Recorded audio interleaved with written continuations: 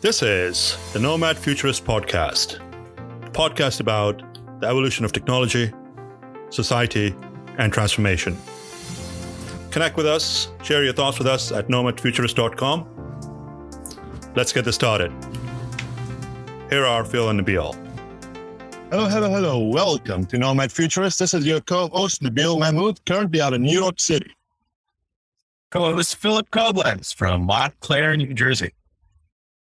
And this is the interviewee, Bill Skinner. I'm at Dayton, New Jersey. Bill, thank you very much for taking the time to join us today. Let's start to get to know you a little bit. What do you do? Who are you? Man, that's hard to answer. Anybody that's in data centers will always say, I work in computers, and that's usually good enough for most people, but I'll elaborate more because some people that listen here might actually care, but I know they can relate to that story of, hey, what do you do? So I'm in data centers for the past, 20 years almost. So I graduated college around 2002. I worked for Sun Microsystems for a couple of years, supporting Bloomberg Financial. And then I got hired there and to work as an engineer in data centers, and since moved up through the ranks as a leader, and then moved into building out some data, and then moved into running some departments. So a little bit of everything. Some of the great things about that career is just, always being able to change. You don't want to be stale in this kind of environment, because if you do, you'll be left behind, right? So I've always been able to kind of jump and move on and learn new things as we went. So how did you get started? It sounds like that you went to college for an information technology degree. What was the driving factor behind you choosing to be in the information technology business? So in high school, I'll tell you, my grades were okay. The only thing I was really good in was computers. So my dad said, you're going into computers. So I went to college, did the 5-year program, and graduated with an IT degree. What did that mean? I came out after the .com fall. There's no computer jobs anymore. So I got lucky enough to get hired by Sun Microsystems and one of their partners, and they trained me intensively on what it meant to actually work in a data center, work on hardware, fix computers at a low level. So, I was working on what they would consider back then as supercomputers, big mainframes and things like that. So just kind of, hit the ground running once that happened. It's one of those things like, once you get out of college, you got to realize the real life is coming. You got to make some money, and it clicked. And I said, look, You say, just growing up, but you showed a picture of what a computer was to a teenager today. They would likely not recognize it as what they consider a computer. Yeah, now you're really aging us, I guess, and aging me. I'm usually You still have hair. I'm usually the other one. Not surprised. Not surprised. I feel old, but some people might remember my first computer is Tandy 500. I remember messing around with it, breaking it, make it better again. But yeah, it's a good Tandy, owned a computer company. Incredible. Yeah. And then, so in high school, they gave some, pretty, I'll call it bleeding edge, computer classes at the time, some software stuff. So we were able to make some games. I won some award with a partner in my class. So then all of a sudden, like I said, my parents were like, all right, this is the route you're going. And then I would do programming languages, so software development. And I did independent study there and electronics and stuff like that. It came kind of easy. So it was just kind of went that route. How did you develop the interest in computers to begin with? It was just that. I would say kind of fell into it, I would say too, it went through some struggles in college. I'm sure a lot of people do, because you get a little bit more advanced and a lot more of a core study. And it was like, man, do I really want to do this? Right. And, all the stuff I learned in college, by the way, is not the stuff I use today when it comes to computers and software development, all of that. I mean, it sure helped me at my core to understand how things work. But where I really learned was on the job. And it's actually something very important to talk about when you bring up data centers. No one out there forever even heard of what a data center was, or trained for it, or put any education into it, right? So all these people graduating out there, they have no idea what the data center is. They just heard the cloud, right? So that's something that's very unique. I would say in the past 5 to 10 years, a company called CNET helped partner to make the first master's program for data center professionals. So people can actually go out there in IT and then take a master's in data center, which is pretty cool. So it's kind of getting more abundant now. My boss partnered with a local high school and said, look, we're going to bring high school students into the data center and show them what it is and let them do a hackathon and give them some projects to learn about the data centers, because that's real good knowledge for them to have as they. It sounds like your role has evolved from like the actual computer guy to, how often are you actually interacting with the computer today?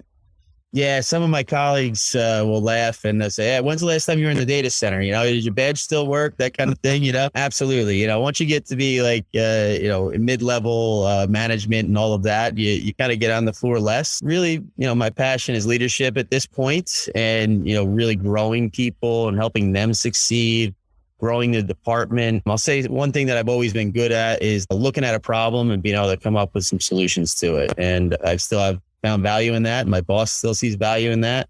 So doing good with that. So let's go through briefly for our viewers here. You just went to college, got a degree in information technology. Great. Then you got involved with the IT, started learning about data centers. You've been in this space for the last 20 years or so, give or take. How have you transitioned and what roles have you been a part of to get to where you're at today in your career?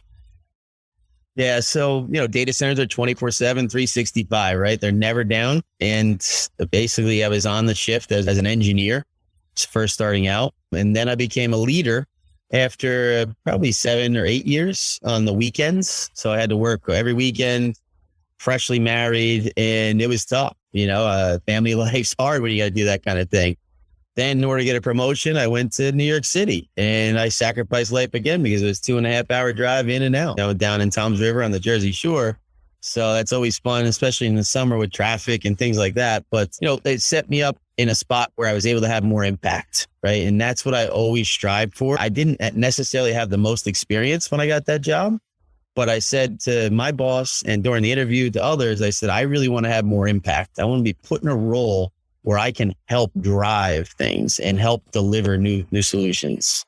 So I think that was kind of a breaking point in my career was, going into New York City and one of the most legacy data centers we had and being able to kind of have impact and evaluate new technology and just bring new things to the data center.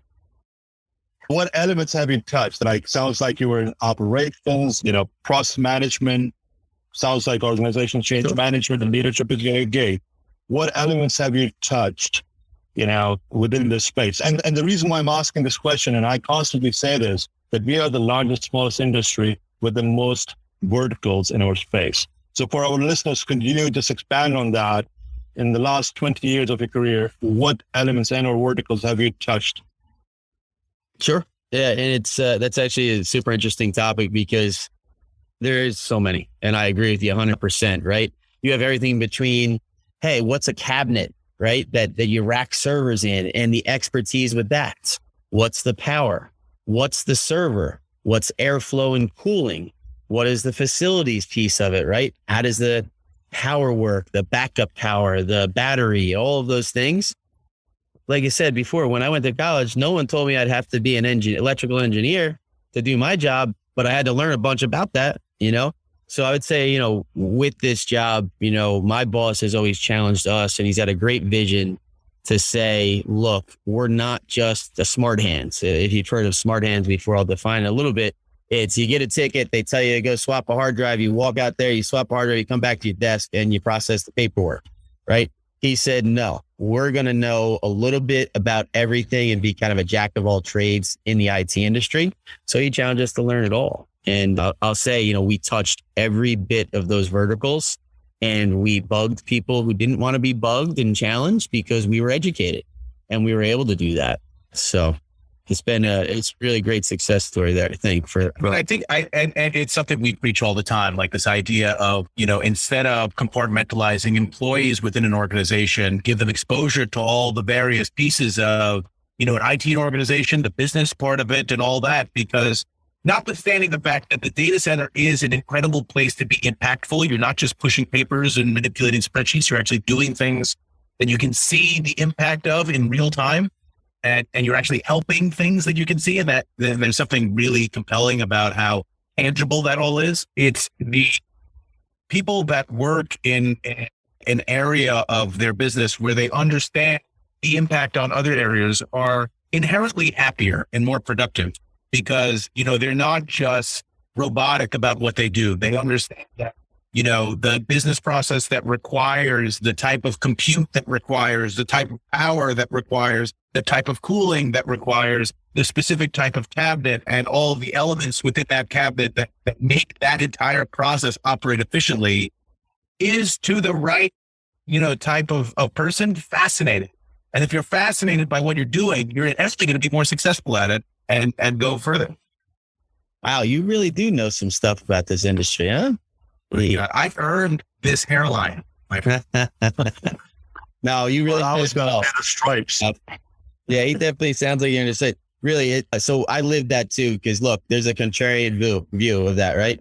And that view is you're more efficient if you do repeatable and programmable and let people do this thing 50 times a day. But to your point, retention and growth is not there. And those people, they age off or they don't want to be there anymore. And they go, hey, this isn't challenging me anymore, right? So I have a good story for that, actually, because when I went to the New York data center, they did it a lot different. They did that siloed thing, right?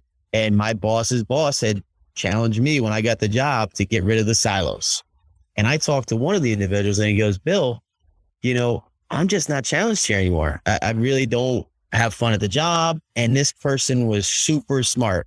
I said, all right, well, challenge accepted on my side, right? And I just tried to give him a bunch of new things and learning opportunities, and he excelled. He loved it. There's some others that had a hard time with it as well. I said, hey, why do I have to learn power? That is not my job, right? So you have to explain those things, but it's important to get people the why behind things. And I'm sure you've had some leadership stuff in the past, and explaining to people why and not telling is a very important thing.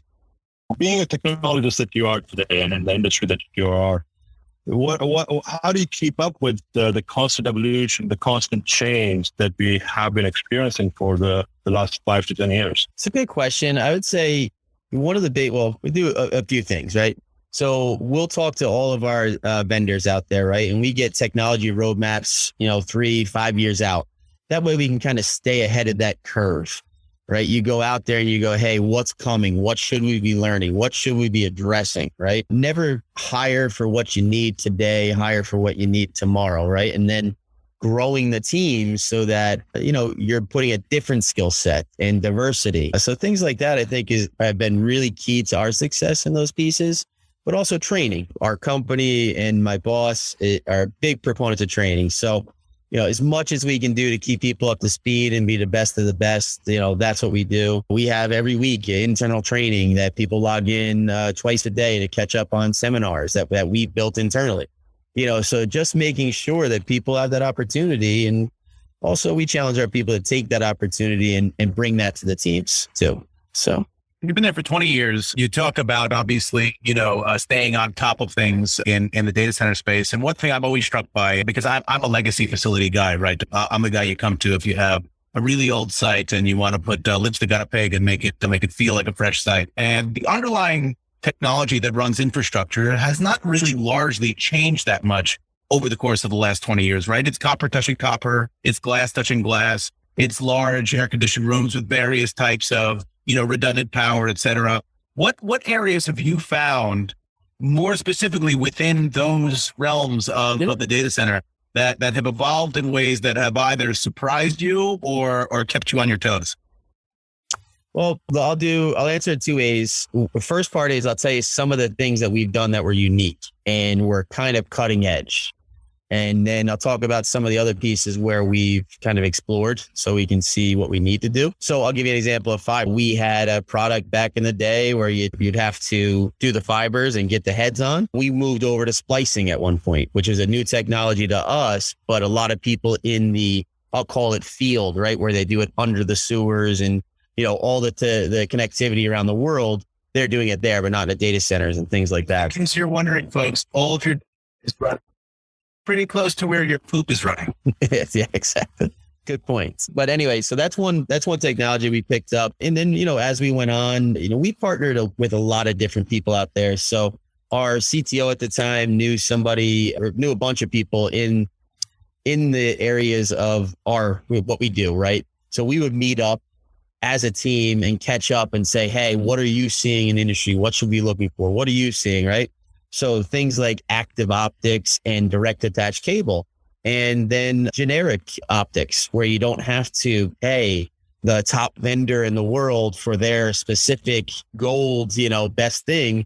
The other optic works just as good. Program it or don't program it, you can get it to work, right? So doing some of those things was challenging. We had a lot of lessons learned where we had to figure out we need to do a lot of certification testing and things like that to help make it a success. But those have been great. Another big one was OCP. That's out there. We actually put a whole new cabinet design and contributed back to OCP. We looked to onboard that, right? And the whole idea behind that, if people don't know what OCP is, it's the Open Compute Project. It's been around for a long time. Facebook started it. And basically what they said was everyone has to give back their designs, right? So what they did was they got free engineering and R&D from everybody around the world because they had to put that engineering back in. And then they commoditized it by saying, we're going to buy 1,000 of them, or, hey, LinkedIn or whoever else, help me buy them, right? So it was genius what they did. We ended up not really getting involved there too much, but we stayed up to date on things like that. So it was genius, and we decided not to participate at all. In any event, it was genius for them because they saved themselves a lot of money.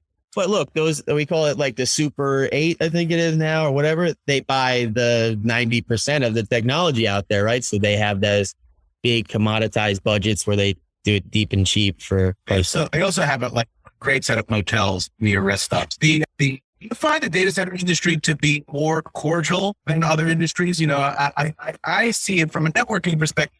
I see a lot of people getting together and, sharing details about what they're doing in a way that you don't really find in other industries where it seems like people are more competitive, maybe is the word. It was never like that, ever. That changed over the past, call it 6 years, maybe. Whatever you did in data centers was a secret. You couldn't get in anywhere, right? So my colleague, Steve Hatchis, and I, we were in the New York, New Jersey area during Hurricane Sandy. Some of you may or may not know what that is, but it was a big superstorm over here and it really destroyed so many things. Created much of my hairline.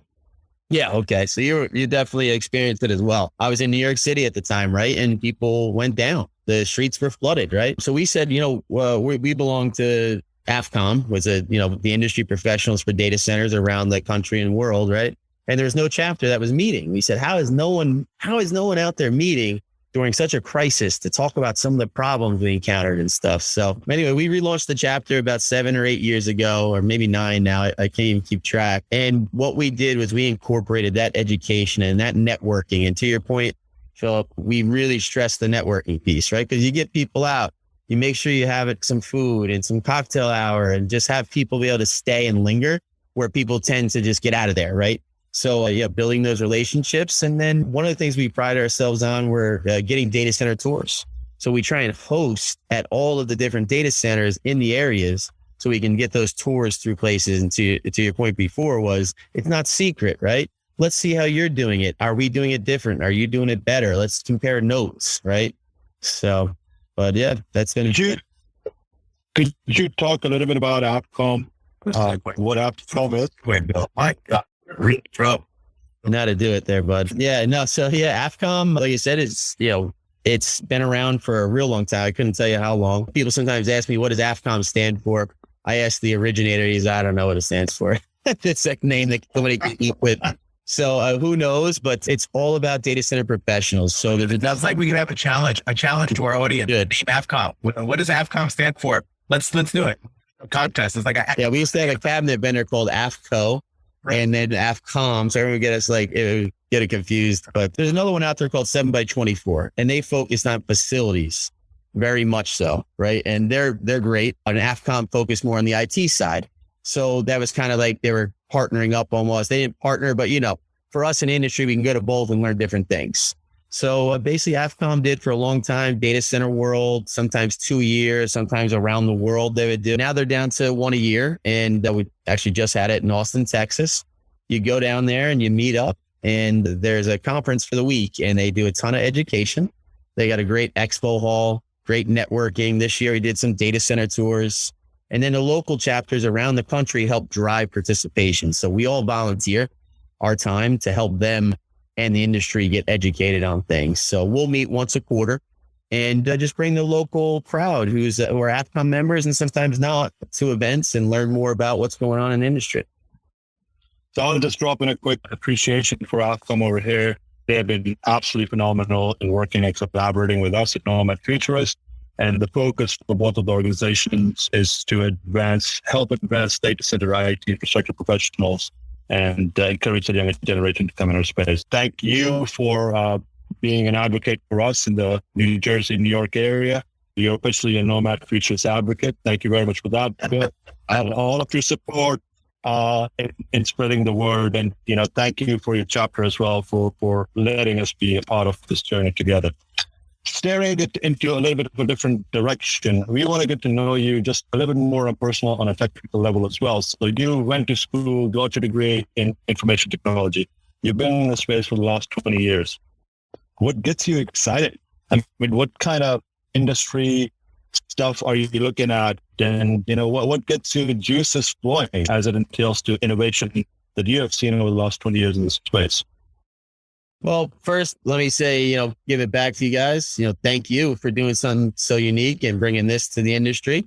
It's kind of cool that we get to hear from a bunch of people around the world and just talk about this stuff, right? Where, like I said, a lot of times you talk to people, they don't have any idea what we do. So this will just help everyone. So thanks there. So I guess, First you say, you're welcome, Bill. Yeah, go ahead. You're welcome. Yeah, you're welcome. So I guess for me, I'll tell a little bit about myself. I'm an enormous New York Giants fan. I love the Giants. I'm going to the draft party tonight. Can't wait to see what happens. We got the new. We just lost so many listeners. I'm sorry, guys.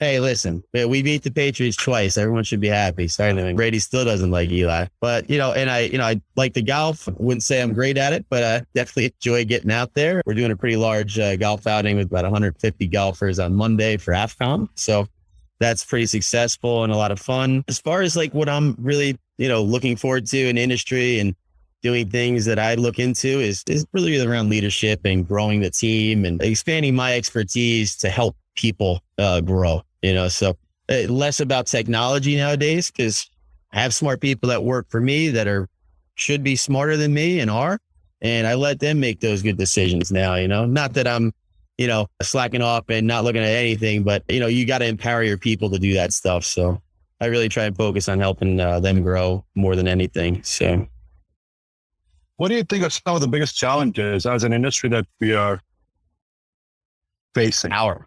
Yeah, power. You could see it.